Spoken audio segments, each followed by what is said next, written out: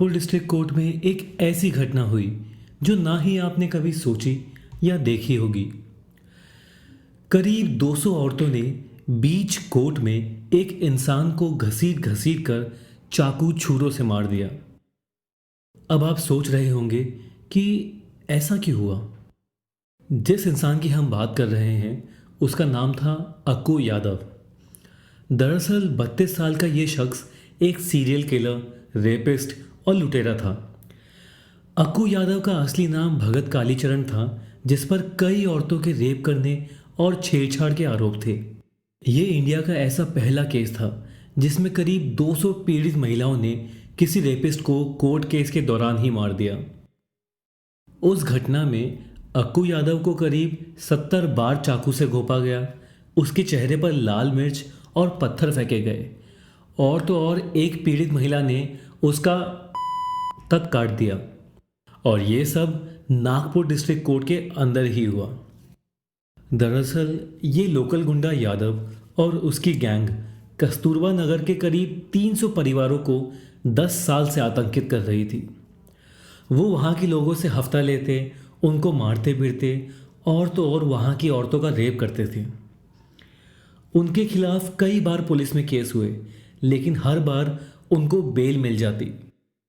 उस वक्त लोग कहते थे कि यादव वहाँ की कई औरतों के साथ रेप कर चुका था, और वो भी इसलिए ताकि वो वहाँ के मर्दों को दबा सके। यहाँ तक कि 10-15 साल की छोटी बच्चियों तक को ये हैवान नहीं छोड़ता था। इंडिया जैसे देश में जहाँ रेप जैसी घटनाओं को बताना तक शर्मसार था, फिर भी वहाँ की औरतों ने यादव के खिलाफ पुलिस में कंप्लेन कराई, लेकिन अक्कू यादव के खिलाफ कोई भी कार्रवाई नहीं होती। उल्टा पुलिस पीड़ित महिलाओं के घर आकर उनको परेशान करती। अक्कू यादव कई सालों से पुलिस को रिश्वत देता था और इसीलिए पुलिस भी उसके साथ थी। अगस्त 13, 2004 की इस घटना से ठीक एक हफ्ते पहले अक्कू यादव ने 25 साल की एक महिला को बार बार छेड़कर उस पर एसिड फेंकने की धमकी दी।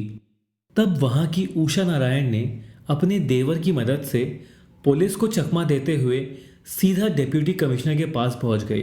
डिप्टी कमिश्नर ने उन्हें आश्वासन दिया कि पुलिस यादव को जल्द ही पकड़ लेगी।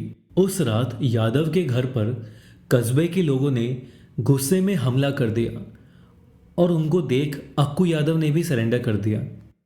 अब क्योंकि वो सालों से पुलिस को रिश्वत दे रहा था, तो यादव को पुलिस हिरासत में रखना किसी काम का नहीं था। उसके अगले दिन यादव की कोर्ट में पेशी हुई।